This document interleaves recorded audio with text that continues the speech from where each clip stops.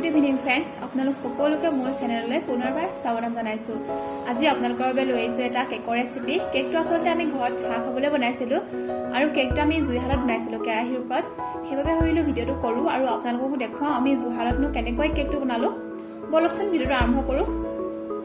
প্ৰথমতে আমি কেকৰ সামগ্ৰীখিনি লৈ লৈছোঁ। দেখিছে এয়া ময়দা, কণী, baking soda, baking powder, refine আৰু চেনি লৈ লৈছোঁ। এতিয়া আমি প্ৰথমতে কণীকেইটা ভাঙি লৈছোঁ। দেখিছে কণীকেইটা ভাঙি লৈ হাতেৰে ভালদৰে ফেটি ল'ব লাগিব। এতিয়া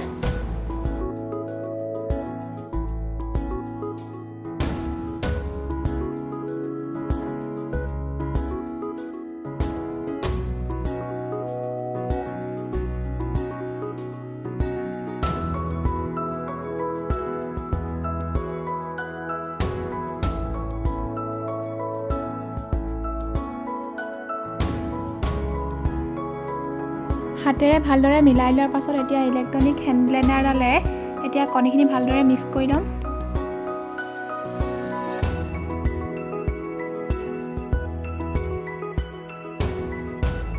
প্ৰথমতে মিডিয়াম ফ্লেমত কণীকেইটা ভালদৰে মিক্স কৰি ল'ম।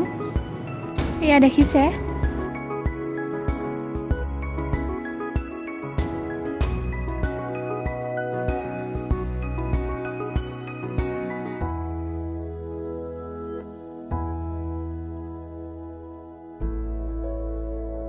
আৰু এতিয়া হাই ফ্লেমত দি 5-6 মিনিট সময় এতিয়া ভালদৰে মিক্স কৰি ল'ম।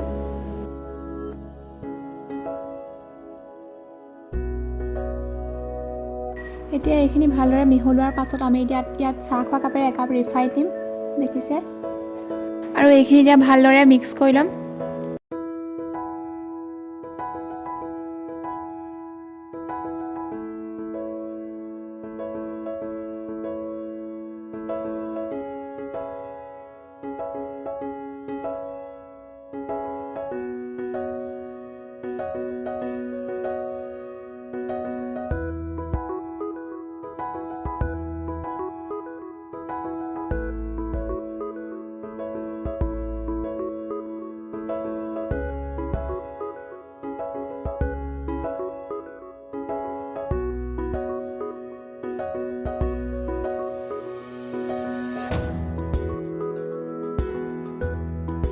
ৰিফাইন আৰু কণীকেইটা ফেটি প্ৰায় হৈ গৈছে আমাৰ।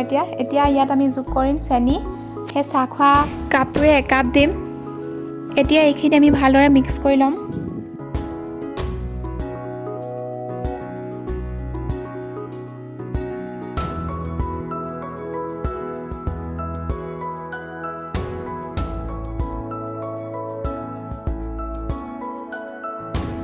চেনিখিনি এতিয়া প্ৰায় মিক্স হৈ গৈছে আৰু এতিয়া আমি ইয়াত দিম ভেনিলা এচেঞ্চ এচামুচ চাহ চামুচেৰে আৰু পিংক ফুড কালাৰ এচামুচ। এয়া দেখিছে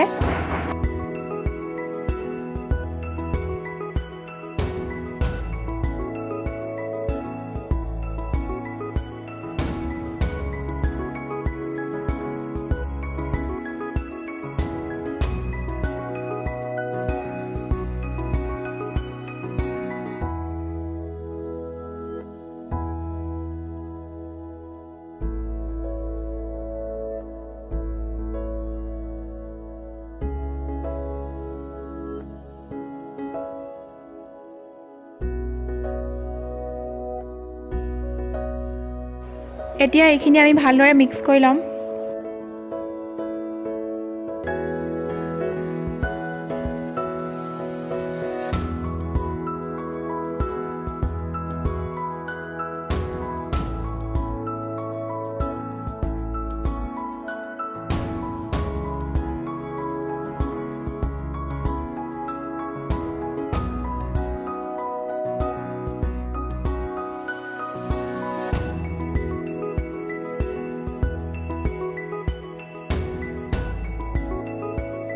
এতিয়া এই মিশ্ৰণটো প্ৰায় হৈ গ'ল। এতিয়া আমি ইয়াত দিম চাহ খোৱা কাপেৰে 2 কাপ ময়দা। দেখিছে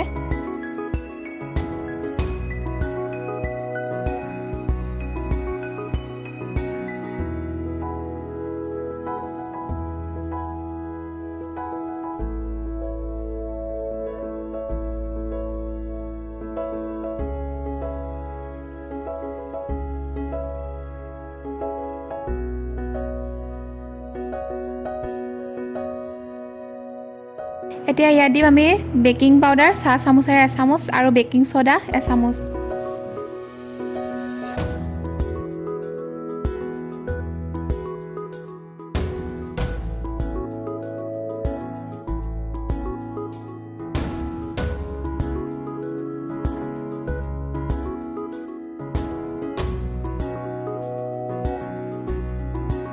এতিয়া এইখিনি আমি হাতেৰে ভালদৰে ফেটি ল'ম।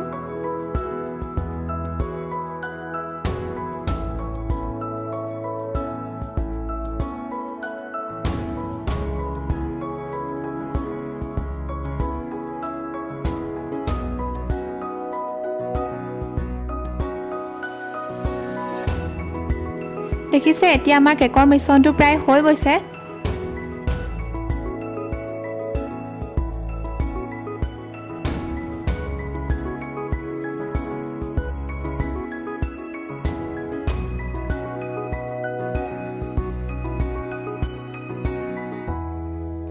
এতিয়া আমি ইয়াত দিম 2 চামুচ গাখীৰ।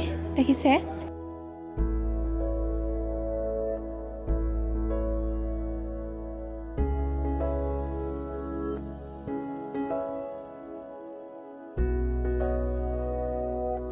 এয়া আমাৰ কেকৰ মিশ্ৰণ ৰেডি।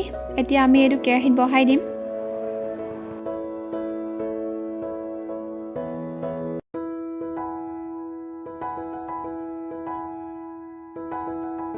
এতিয়া আমি ক্ৰীমৰ বাবে এইটো ইউজ কৰিছোঁ। এতিয়া আমি ব্লেণ্ডাৰটোলৈ ক্ৰীমখিনি ভালদৰে ফেটি ল'ম।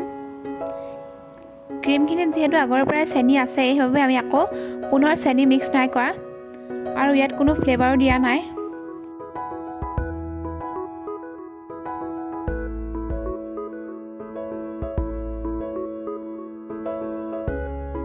এতিয়া আমি ক্ৰীমখিনি এনেদৰে 6-7 মিনিটমান ফেটি ল'ম।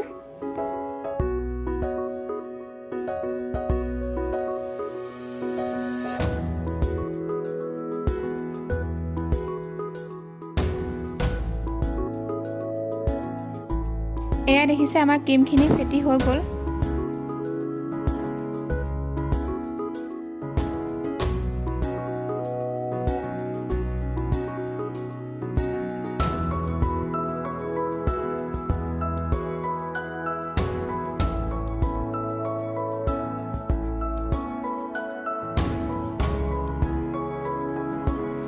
এয়া দেখিছে আমাৰ কেকটো প্ৰায় সিজিছে আৰু অলপ বাকী। এয়া দেখিছে আমাৰ কেকটো হৈ গ'ল। এতিয়া অকমানো বেয়া নাই, ইমান ধুনীয়া হৈছে।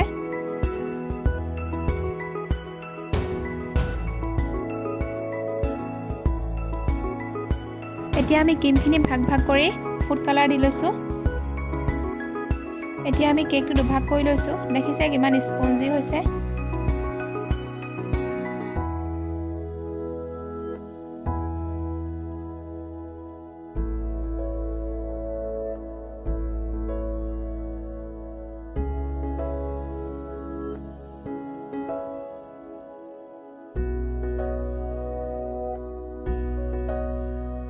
এতিয়া আমি দুইটা অংশতে চেনিৰ চিৰাপ লগাই লৈছোঁ।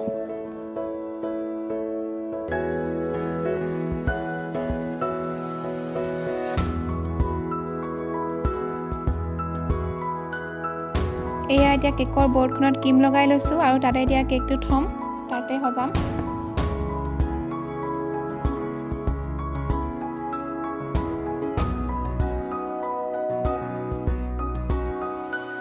এতিয়া আমি ইয়াত কেকৰ ভিতৰৰ অংশটোত ক্ৰীম সানি লৈছোঁ। দেখিছে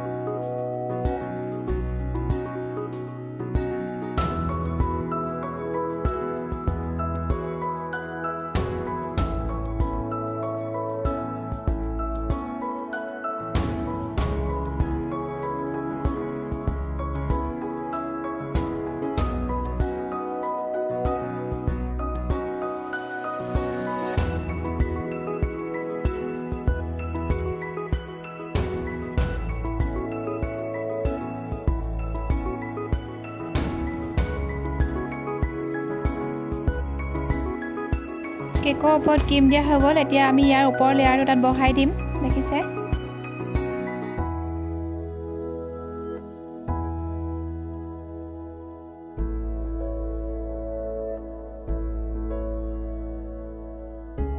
এই অংশটোতো আমি এতিয়া চেনীৰ চিৰাপ সানি ল'ম।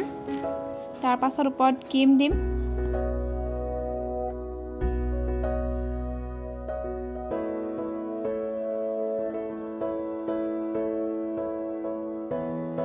এয়া আমাৰ কেকটো হৈ গ'ল। কেনেকুৱা লাগিছে বাৰু কমেণ্টত জনাবচোন।